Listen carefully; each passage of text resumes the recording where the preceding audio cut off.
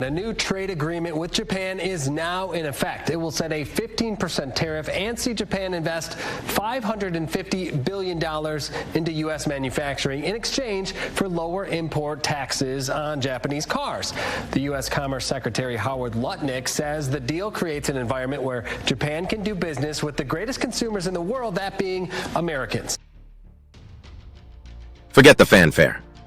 The biggest deal ever died on contact with sovereignty. Japan didn't pause. It walked. Not a partner falling in line, but an ally drawing a red line. The number was designed to intimidate. $550 billion of Japanese capital routed into U.S. industry. Semiconductors.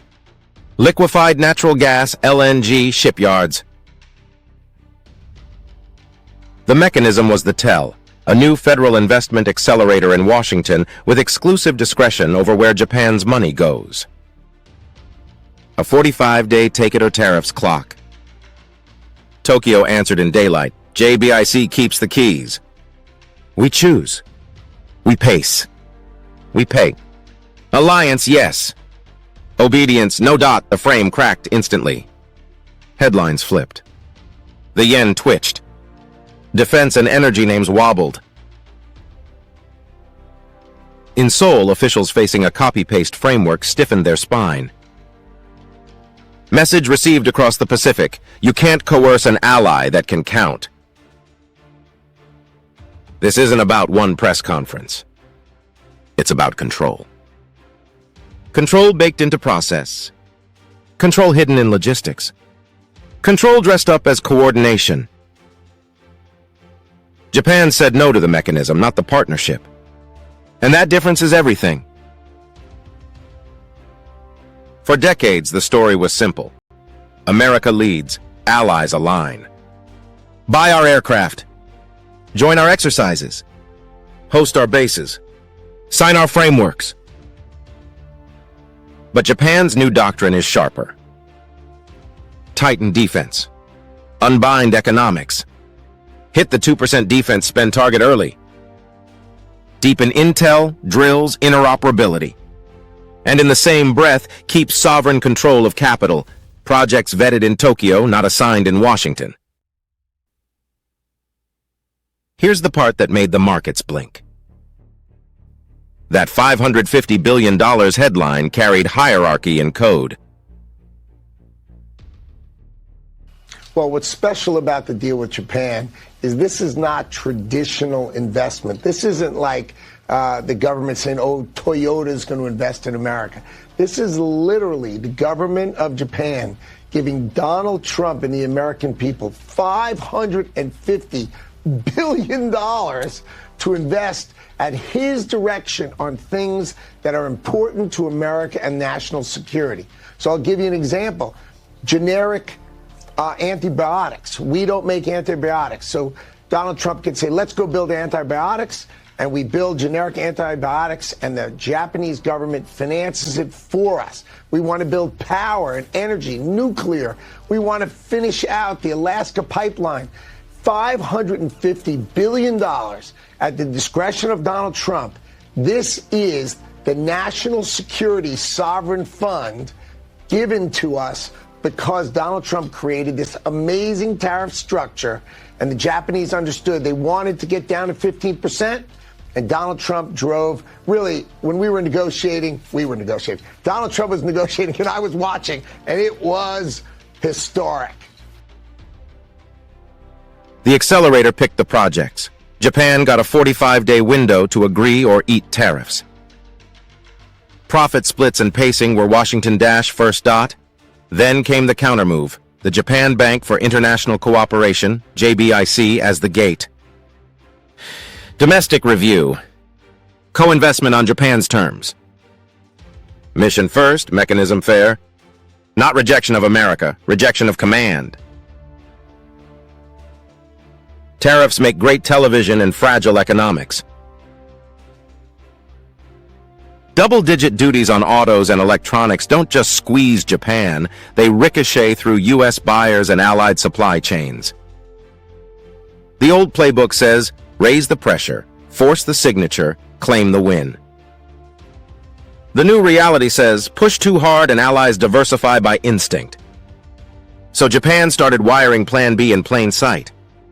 This involved currency pluralism in regional trade, deeper tech ties with Korea and Australia on chips, batteries, and critical electronics. A home front industrial surge so Tokyo doesn't have to rent capabilities it can build. Call it pragmatic nationalism, open to the world, sovereign by design. And yes, this is political. A new prime minister willing to say the quiet part. Strength is dignity. Keep the alliance. Keep the carriers. Keep the drills. But don't outsource the future. That line electrified younger voters, rattled hardliners, and forced boardrooms to ask the only question that matters now: are we partners or clients? Let's pull the lens back. When Washington announced the biggest deal ever, it looked like reindustrialization by allied capital. When Tokyo walked, it exposed the fine print, a U.S. first control stack wrapped in friendly language. If 90% of the upside accrues stateside, if the clock is 45 days, if selection lives in a U.S. office, that's not partnership. That's vendor finance with flags. What happens next? Watch the three dials everyone else is pretending not to track. First, tariff brinkmanship. Swing back to punitive rates and expect broader allied pushback, and supply chains to reroute on principle, not just price. Second, sovereign finance.